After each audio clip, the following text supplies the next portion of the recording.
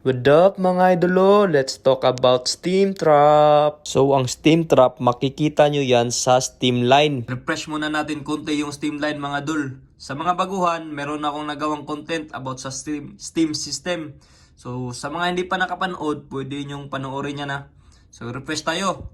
So dito sa steam line natin, meron tayong steam inlet, di ba? So dito papasok yung steam. At sa loob naman ng tangke, meron tayong tinatawag na heating coil. Itong heating coil, dito dadaan yung steam para initin niya yung oil sa loob ng tangke natin. So galing dito sa steam inlet, papunta yan sa heating coil, papasok yan dyan. Tapos, bago siya lalabas, hindi niya hinayaan yung steam na magiging steam yung outlet niya. So dito sa steam trap, dito niya ginagawang tubig yung steam bago niya ilabas pabalik ng cascade tank. Sa actual naman na makikita nyo, ganito yan. Ito yung steam inlet, papasok yung steam sa loob at andun yung heating coil sa loob. Lalabas yan, papunta dyan, papunta steam trap. Yan yung steam trap, tapos outlet. Yan yun. At dahil topic natin yung steam trap, bubuksan natin to at ipapaliwanag kung paano to gumagana. Tandaan nyo rin to ha, na ang pinagkaiba ng inlet valve at saka outlet valve ay yung outlet valve katabi palagi yung steam trap. Ngayon, titingnan natin yung loob ng steam trap kung anong laman niya. By the way, sa mga hindi pa nakakita, meron na rin akong content paano i-isolate tong steam ha. So, check nyo na lang yun. Balik tayo sa pagbabaklas ng steam trap. So, ito lang yung loob niya. Yung sa taas, yan yung disc. Yung butas sa gitna, yan yung inlet orifice at yung sa gilid na butas, yan yung outlet orifice. Tandaan nyo tong mga orifice na to ha, kasi i-discuss natin to mamaya. Example lang tayo mga dula.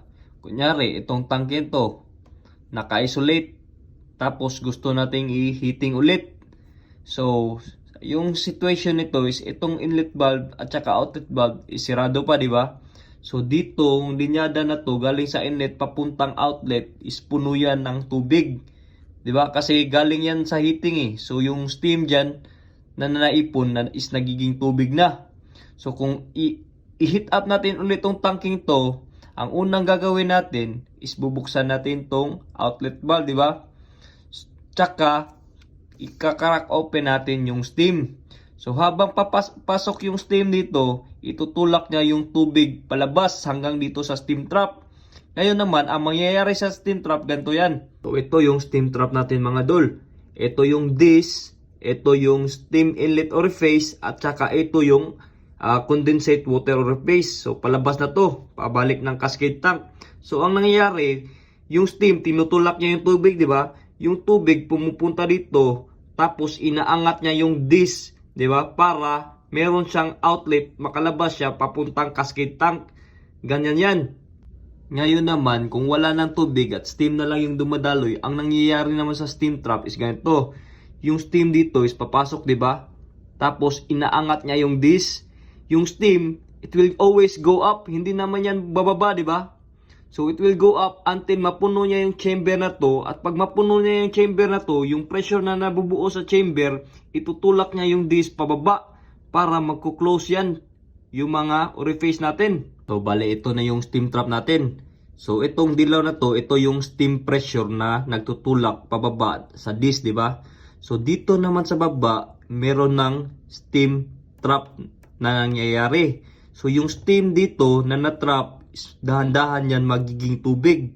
Magiging tubig yan until such time na tataas na yung pressure dito kaysa sa dito.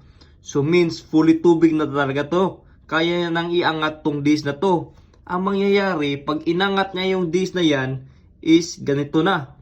So yung tubig na nabuo na na-trap, iangat niya yung disc at lalabas na sa dito, papuntang cascade tank. Hanggang sa steam na naman yung dadaloy. So dito na naman, isisarado niya naman ulit yung disc sa steam pressure. So yun lang. Yun lang kasimple.